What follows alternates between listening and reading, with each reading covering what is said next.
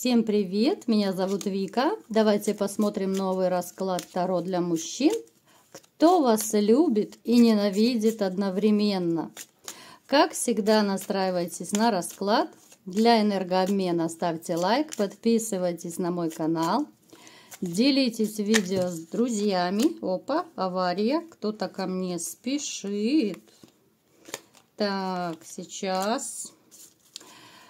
Итак, смотрим, в каких энергиях вы находитесь. Ух ты, у вас судьбоносные перемены в жизни. Судьбоносные. Но эти судьбоносные перемены, они загнали вас в ступор.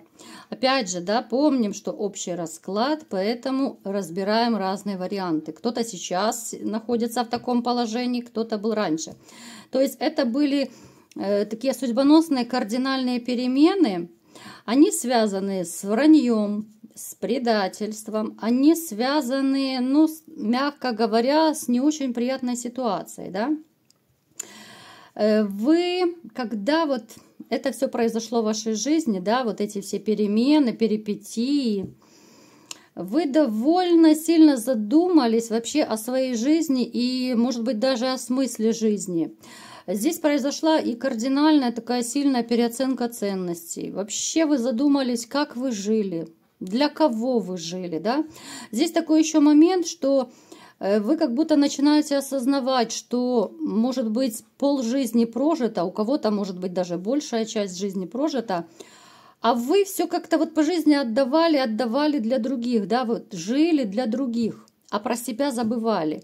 Этот момент очень сильно, ну, может даже не давать покоя, бередить душу, потому что, ну, какая-то, знаете, такая тоска, сожаление, помимо боли, обманутых надежд, что получается, вы всю жизнь стараетесь жить для других, о себе забывая порой, о себе думая уже, наверное, там во вторую, в пятую, в десятую очередь, но это не оценилось, это растопталось, да, это, ну, это даже, знаете, это не предательство, это, я даже не знаю, вот какое слово подобрать, это, ну, как будто вот вырвали сердце изнутри, да, вот сердце и душу, вот по душе прошлись грязными сапогами. И вы сейчас реально вот думаете, а стоит ли дальше вступать в отношения, да? Стоит ли дальше, вот с одной стороны, да, одному плохо, но стоит ли завязывать новые отношения, ну, серьезные мы имеем в виду, да? Стоит ли, вот это основное слово, да, словосочетание «стоит ли», оно очень сильно у вас сидит глубоко. Очень много сомнений по этому поводу, потому что когда обжигаешься, уже думаешь, а если и вторая предаст, да, можно и вторую, и третью, и пятую, и десятую, они точно так поступят. А стоит ли влюбляться, а вдруг тебе изменят, да, и уже второй, третьей измены как бы уже не переживу в таком плане, это будет вообще окончательный удар. То есть здесь очень много вопросов, на которые вы порой не находите ответы, либо же очень большие сомнения по этому поводу. Как раз из-за этого ваша личная жизнь сейчас стоит на паузе. Это довольно часто у нас в раскладах также получается. Именно из-за вашего такого внутреннего отношения. Я не могу сказать, что вы сейчас убиваетесь за бывший. Да, понятно, что это общий расклад. Кто-то, да, может быть, и убивается, потому что, может быть, вы там неделю назад, либо месяц назад разошлись. Понятно, что это общая картина. Но вы под себя переворачиваете, да, вот то, что я говорю. Даже если вы убиваетесь, у кого свежие такие эмоции сейчас, долго вы не будете тянуть с вот этими страданиями. Вот реально вы задумаетесь, вы точно так задумаетесь, а стоит ли дальше относиться так к женщинам, как относился раньше я, да? Стоит ли их так кружить? Стоит ли вкладываться? Стоит ли вообще вступать в новые отношения, в конце концов? Серьезные отношения. Я уже не говорю про женитьбу.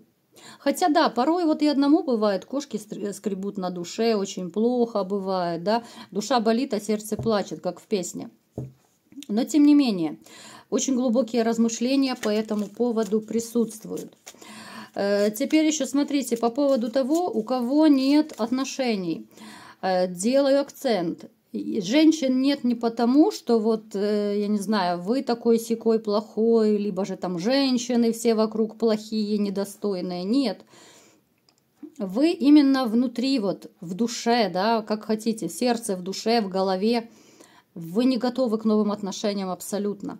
Это как раз не зависит от того, насколько давно вы разошлись. Даже если вы 10 лет назад разошлись, да, у вас могли быть романчики, но душу вы не открываете. Вот я больше чем уверена, что вы особо, ну, даже не влюблялись. Ну да, такая легкая влюбленность могла присутствовать, страсти, такое все. Но это не то, что хочет нормальный, здравый человек. Это не то, что вы когда-то испытывали там со своей бывшей, допустим, да, такую безумную любовь. Я больше чем уверена в этом. Напишите в комментариях, есть такой момент или нет. Вот это ваша внутренняя зажатость, ваши внутренние такие сомнения, они останавливают вас. Это настолько сложные моменты вообще, да, я не хочу сейчас рассказывать вот на уровне там каких-то психологических процессов, да, сильно глубоко не хочу никого посвящать в это, потому что тогда наш расклад на 2 часа затянется. Но знаете, вот когда человек реально внутри, в голове, в душе не очень-то готов к отношениям, всегда, когда вы будете знакомиться с новой женщиной, вы будете выискивать сознательно, либо же подсознательно. Вы будете выискивать какие-то вот такие изъяны, что-то негативное. Вы будете к чему-то придираться. На самом деле это будет всего лишь вот такая ваша защитная реакция, да? Может быть, она и не такая страшная, как вам кажется, но вы будете вот надумывать, придумывать. Мозг наш просто так устроен, что вы даже этого можете не осознавать, да, вот именно из-за вашего внутреннего состояния мозг сам будет выискивать какие-то изъяны в женщине.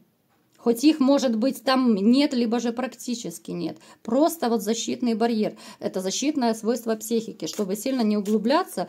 Ну и так по-простому я вам говорю. Вот отсюда ваши такие вот личные проблемы. Так, что еще у вас? Да, одиночество. Одиночество такое, это одиночество в толпе, это одиночество вдвоем. Смотрите, даже если кто из вас сейчас находится в отношениях, это токсичные отношения, это как раз те самые отношения одиночества вдвоем. Да? У кого-то в толпе одиночество, если в отношениях то же самое. Женщина, сейчас делаю акцент, вот потому что знаю, иногда вы пишете, да, вот что делать, как поступить, вот именно те, кто еще пребывает в отношениях, сейчас и эксклюзив для вас, пару минут уделю вам внимание. Смотрите, рядом с вами женщина, но я думаю, вы прекрасно об этом знаете, что очень сильно любящая деньги. Эта женщина может с вами сходиться, расходиться, вы можете с ней задумываться, будучи в отношениях, что пора бы, наверное, прикрыть эту лавочку, пора бы, наверное, с ней закончить все отношения, потому что дальше я так не могу. Холодность в отношениях, женщина, ну, исключительно корыстная, да, ну, такая любительница ходячего кошелька, которая живет сама по себе. Главное так, денежки отстегивай, да, как говорят, зелень отстегивай и свободен. Поэтому, ребят, ну, эти отношения никуда не приведут. У вас будет новая любовь однозначно. Поэтому, если кто из вас сейчас пребывает в таких вот холодных отношениях, когда вы не знаете, как поступить, уйти или остаться, но я вам сказала, что здесь перспектива, здесь абсолютно я не вижу какого-то сближения, я не вижу каких-то улучшений между вами. Она такой же останется, она не поменяется. Поэтому смотрите, новая любовь у вас будет на горизонте. Это в 2 словах, что я могу сказать. Поэтому, если вы даже и захотите поменять свою жизнь, разойтись, это не страшно, не больно, и через это прошли миллионы, в конце концов. Но жить в таких вот отношениях, когда одиночество вдвоем, упаси Господь. Жизнь одна, и не нужно размениваться на такие отношения, когда не хочется идти домой. Ну, честное слово, как бы там ни было, что бы ни было, нужно жить, когда тебе комфортно. С человеком должно быть комфортно. Когда тебе плохо, нужно уходить. Это однозначно. Это мое мнение и как женщины, и как психолога. А вы уже решайте сами. Итак, погнали далее. Какая же женщина все-таки вас любит и ненавидит одновременно? Давайте разбираться. Прям интересно. Мне даже самой интересно, что же это за женщина такая.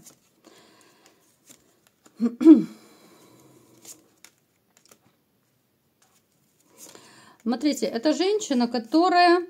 Я не буду называть где. Вот я люблю держать интригу, кто знает мои расклады. Вот люблю интриговать, да, потом так прикольно читать, как вы говорите, о, будет над чем подумать, да, ночь длинная, либо же на работе подумать. Но люблю я пошалить, от этого никуда. Смотрите, эта женщина, ну, она обитает в вашем окружении, так скажем. Я буду говорить очень так тонко завуалированно, потому что, ну, мы помним, что вы все разные, вы разбросанные по всему миру. Это я прекрасно знаю, меня смотрят по всему миру. Большое вам спасибо за это. Поэтому, смотрите, дама очень такая, ну, довольно гонористая. Такие женщины, вот такого типажа женщин я даже сама не люблю. Жесткая, холодная, высокомерная, язык очень колкий. Она может говорить даже такие, знаете, шуточки, какие-то колкости, выплескивать, так сказать, да, вот какие-то черный юмор у нее присутствует, вот так вот. Женщина может даже быть воздушного знака зодиака. То, что она эмоционально холодная, это однозначно. Никогда не покажет чувств. Никогда не будет ни за кем бегать. Мужчины, в принципе, побаиваются таких женщин. И мужчины не очень любят такой типаж женщин. Теперь смотрите. Она в вашем окружении пребывает. Да, она на вас, ну, давно так, ну, давненечко положила глаз. Но поскольку вы как-то вот не замечаете ее, да, вот давайте я сейчас уточню, делала она какие-то к вам поползновения или нет, заигрывания какие-то. Это было что-то, знаете, вот она пыталась, либо же пытается с вами флиртовать, но это какие-то такие очень-очень тонкие намеки, которых вы, ну, скорее всего, не видите. Вот вы ее воспринимаете, ну, как обычную женщину, да, какая-то, у кого-то это коллега, у кого-то это соседка, да, ну, то есть, даже когда вы с ней пересекаетесь, вот она завуалированно пытается как-то повлиять, так скажем, да, как-то вот по-своему, что ли, как-то холодно, я даже не знаю, как это выразиться, вот холодный флирт какой-то такой, да. Обычно вот флирт – это что-то теплое, такое озорное, юморное, когда женщина улыбается. У меня уже такое ощущение, что я с вами флиртую, честное слово. Ах да, отдельное спасибо тем, кто предлагает мне регулярно выйти за вас замуж. Мне очень это льстит, и, конечно же, это меня улыбает очень сильно. Итак, смотрите, она довольно холодная, и она бесится, потому что вы не обращаете на нее внимания. Вот вы не обращаете внимания так, как ей это хотелось бы. Вот не привыкла она к отказам. Вот она такого типажа женщина, которая очень любит... Знаете, вот она мне почему-то кажется, она напоминает вашу бывшую. Вот мне сейчас такая информация пошла, очень чем-то схожа, то ли по характеру, то ли вот по манере поведения. Вот она схожа на вашу бывшую. Она не привыкла, чтобы вообще по жизни мужчины как-то и отказывали. Она любительница, когда вот мужчина за ней бегает. А здесь получается ситуация, что она на вас запала, а вы не реагируете, понимаете? В чем проблема? Где собака зарыта? Она очень бесится, она очень злится. А с другой стороны, а что же ей делать, да? Она бегать ни за кем не бегает. Обычно она ждет, когда мужчины будут бегать. А тут вдруг она такая раскрасавица, а вы-то молчите. Она, смотрите, я теперь начинаю понимать. Она вот такая холодная из-за своих вот внутренних страхов и комплексов. У нее по жизни очень много страха. У нее, ну это еще идет из детства. У нее, скорее всего, там могла быть то ли какая-то, ну, неблагополучная семья. Мать, скорее всего, там неблагополучная была. То есть, ну, мы не будем углубляться в ее детство, в ее жизнь. Ну, то есть, она глубоко травмированный человек. И вот эта ее холодность, это такая вот ее показуха. Она может, кстати, очень высокомерно, ну, вести себя с людьми. Поэтому, ну, так навскидку подумайте, помониторьте мысленно хотя бы, что это за женщина, на кого она похожа, да, может быть, вы поймете, о ком я говорю. Женщина, смотрите, она просто, ну я не знаю, вот она рвет и мечет, она не знает, как ей привлечь ваше внимание. У нее уже, знаете, вот реально любовь и ненависть, она с одной стороны, да, тянется к вам, она с одной стороны запала на вас, а с другой стороны, да елки-палки, да что же он не реагирует на меня? Она уже, знаете, вот такое ощущение, что она план Барбаросса разрабатывает, она уже не знает, что такое придумать, а с другой стороны, она бегать не будет. И что же она может придумать, вот интересно. Может, знаете, быть какой-то такой маневр, что она то ли каких-то общих ваших знакомых, ну, подговорит, не подговорит, чтобы вам какую-то такую либо случайную встречу устроили. Ну, то есть здесь будут такие манипуляции однозначно. Вот она сейчас очень так четко сфокусировалась на вас, причем сфокусировалась, даже не замечает других мужчин. Вот ей сейчас настолько хреново, потому что, ну, она не привыкла по жизни иметь отказ. Вот она не может успокоиться, понимаете, пока она вас не заполучит хотя бы, ну, там, для романа какого-то, пока вы не начнете оказывать ей какие-то знаки внимания. Она манипуляторша тоже. Я не могу сказать, что она очень такая простая. Нет. Она мастер манипулировать, но с вами эти номера не проходят. Напишите, узнали вы кого-то из своего, может быть, окружения какого-то, да? Эта женщина, еще раз повторюсь, да, или не повторюсь. Смотрите, она, в принципе, она внешне может быть очень интересная, она может быть ухоженная, она, ну, я не скажу, что она беднячка, какая-то там мышка-замухрышка. Нет, она внешне очень хорошая, но вот характер у нее хоть, ну, хоть держись. Может, кстати, быть очень вспыльчивый характер. Может быть, ну, такая, да, колкая, она вот колкая. Вот вспоминайте, думайте, вот запала, по самое я не могу на вас. Запала, а теперь не знает, что с этим делать. И у нее дилемма. А что делать дальше, да? Бегать я не бегаю, а он внимания не обращает. Что делать? Так. Смотрите, здесь может еще какая-то ситуация проиграться, но опять же, это будет какая-то манипуляция, что-то подстроенное. Может даже вот как раз через знакомых общих, да? Она может прикинуться, что то ли у нее денег нет, либо ей помощь нужна, вот она такой бедной несчастной, но это через других как-то она вас подключит. Ну, знаете, как бывает, допустим, друзья друзей в таком плане, да, попросят вас там, ну, я не знаю, что-то отремонтировать, может быть, там, или еще, может быть, подвезти куда-то там, да, вот скажут. Ну, допустим, приходит ваш друг, говорит, а у меня там одна хорошая знакомая, там, да, не подвезешь ли ты ее на машине куда-то? Или там, может быть, ты ей там сантехнику отремонтируешь? Ну, в таком плане. То есть будьте осторожны, потому что, ну, дама очень непростая. Для серьезных отношений она абсолютно не годится, потому что, ну, здесь, ну, это все равно, что назад в прошлое, все равно, что назад к бывшей возвращаться. Склочная, эмоционально холодная, жесткая, колкая на язык, да, ну, зачем? Нужно снова в ту же воду входить. То есть очень женщина непростая, но знаете, вы ее задели за живое. Вот задели до такой степени, что она не может угомониться. Она будет советоваться с какими-то своими, там, я не знаю, друзья-приятели или кто, что делать, как делать. Хотя у нее, ну, у нее, скорее всего, одна такая близкая подружка, которая знает ее секреты.